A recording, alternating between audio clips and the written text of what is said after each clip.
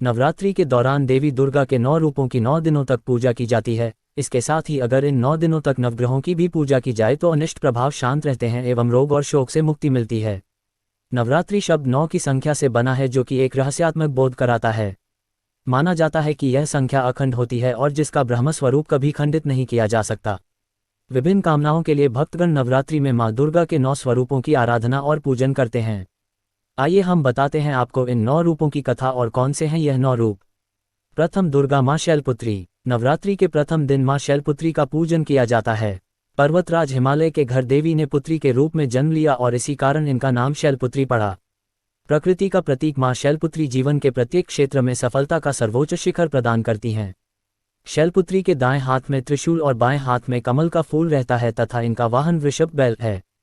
मां के इस रूप को लाल और सफ़ेद रंग की वस्तुएं पसंद होने के कारण इस दिन लाल और सफ़ेद पुष्प एवं सिंदूर अर्पित करें और दूध की मिठाई का भोग लगाएं। मां शैलपुत्री का पूजन घर के सभी सदस्य के रोगों को दूर करता है एवं घर से दरिद्रता को मिटा संपन्नता को लाता है। इनकी पूजा का मंत्र है, या देवी सर्वभूतेषु प्रकृति रूपेण संस्थिता नमस्तस्यै नमस्तस्यै नमस्तस्यै नमो नमः। द्वितीय, दुर्गा मां ब्रह्मचारिणी। वह परम ब्रह्म जिसका न आदि है न कोई अंत, उसी ब्रह्म स्वरूपा चेतना का स्वरूप है मां ब्रह्मचारिणी। नवरात्रि के दूसरे दिन इन देवी की पूजा की जाती है।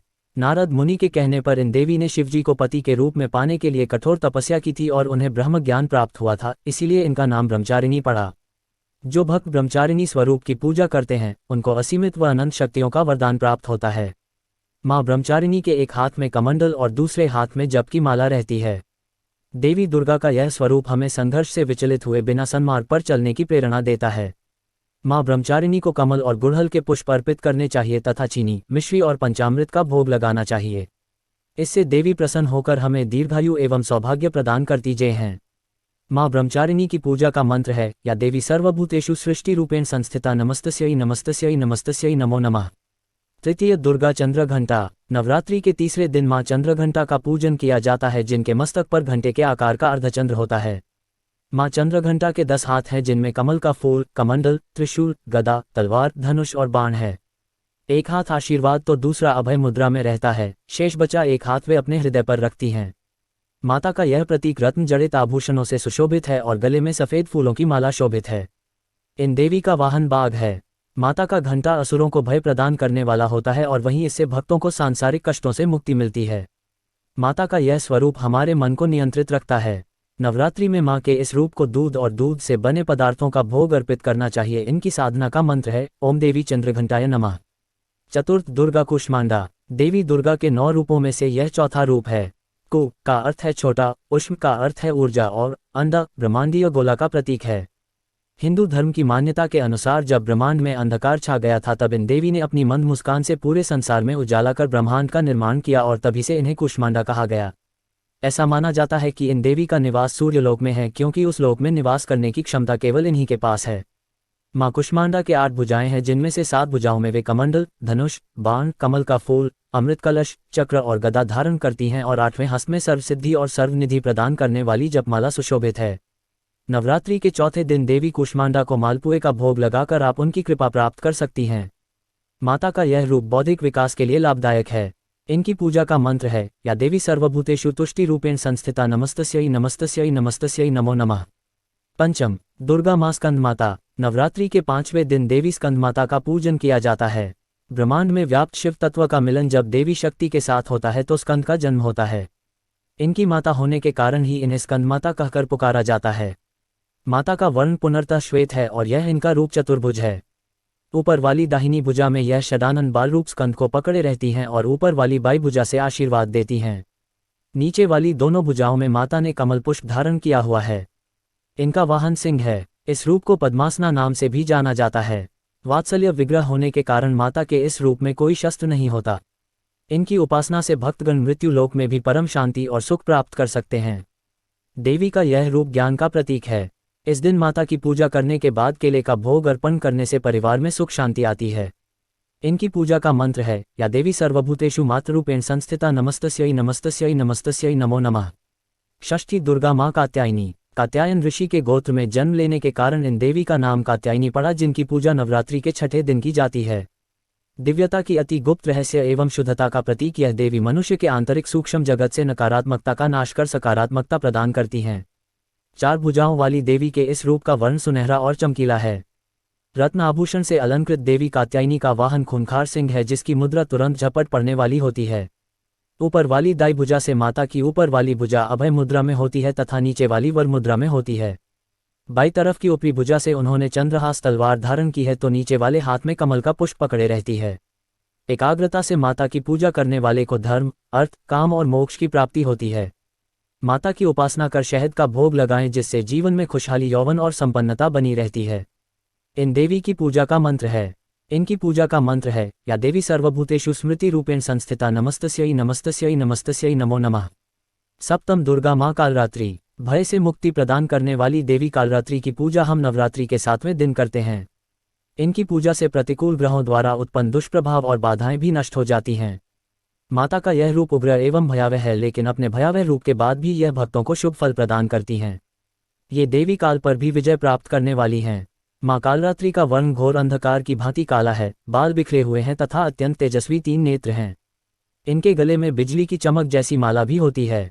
माँ के 4 हाथों में से 2 हाथ अभय मुद्रा और वर मुद्रा में होते हैं तथा शेष दोनों हाथों में चंद्रहास, खड्ग अथवा हसिया एवं नीचे की ओर वज्र कांटेदार कटार होती है। माता के तन का ऊपरी भाग लाल रक्तिम वस्त्र से एवं नीचे का भाग बाघ के चमड़े से ढका रहता है। इनका वाहन गर्दभ, गधा होता है। 7वें दिन देवी के इस रूप को गुड़ अर्पित करने से बाधाओं से मुक्ति मिलती है। इनकी पूजा का मंत्र है ओम हीं क्लीं चामुंडाय विच्चे। अष्टम दुर्गा माँ महागौरी। नवरात्रि के 8वें दिन माँ महागौरी का पूजन किया जाता है। मान्यता है कि जब माता पार्वती ने भगवान शिव को पति रूप में प्राप्त करने के लिए कठोर तप किया तब उनकी देह क्षीण और वर्ण काला हो गया। जब प्रसन्न होकर भगवान शिव ने उन्हें अर्धांगिनी रूप में स्वीकार किया तो अपनी जटा से निकलती पवित्र गंगा की जलधारा माता पर अर्पित की तो उनका रंग गौर हो गया। महागौरी का वहां भी श्वेत वृषभ है।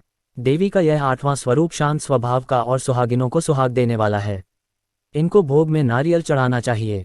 इनकी पूजा का मंत्र है सर्वमंगल मांगल्ये शिवे सर्वार्थ साधिके शरण्ये त्र्यंबिके गौरी नारायणी नमोस्तुते। नवम दुर्गा माँ सिद्धिदात्री। नवरात्रि के अंतिम दिन देवी सिद्धिदात्री की पूजा होती है। ये देवी सभी सिद्धियों को प्रदान करने वाली हैं।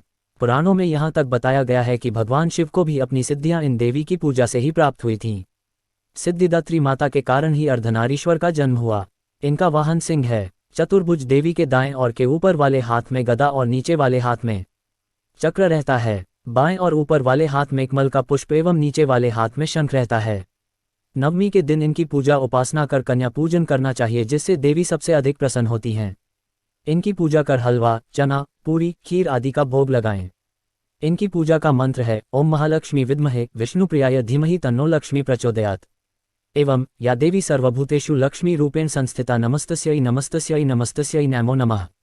उत्तर भारत में यह पर्व नवरात्रि के नाम से जाना जाता है, जिसमें 9 दिन तक मां शक्ति की आराधना कर 10वें दिन विजयदशमी का पर्व मनाया जाता है, जो रावण पर भगवान श्री राम बुराई पर अच्छाई की जीत का प्रतीक है।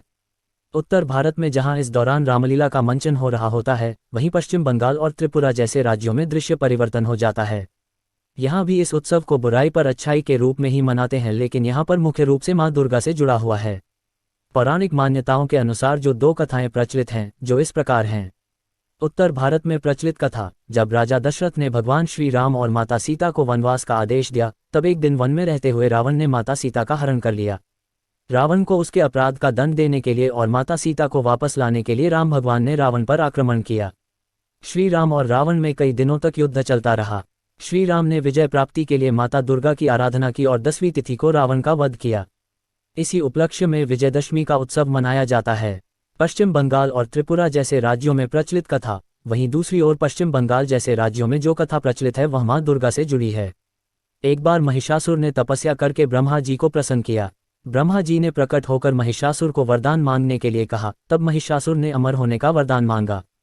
इस पर ब्रह्मा जी ने जवाब दिया कि जो इस संसार में आया है उसकी मृत्यु भी अवश्य होगी, इसलिए चाहो तो कोई दूसरा वरदान मांग सकते हो। तब महिषासुर ने बहुत सोचा और कहा, मुझे यह वरदान दीजिए कि मेरी मृत्यु केवल एक स्त्री के हाथों ही हो। तब ब्रह्मा जी तथास्तु कहकर अंतर्ध्यान हो गए। महिषासुर सोचने लगा कि एक स्त्री भला मेरा क्या बिगाड़ सकती है, अब तो मैं अमर हो गया।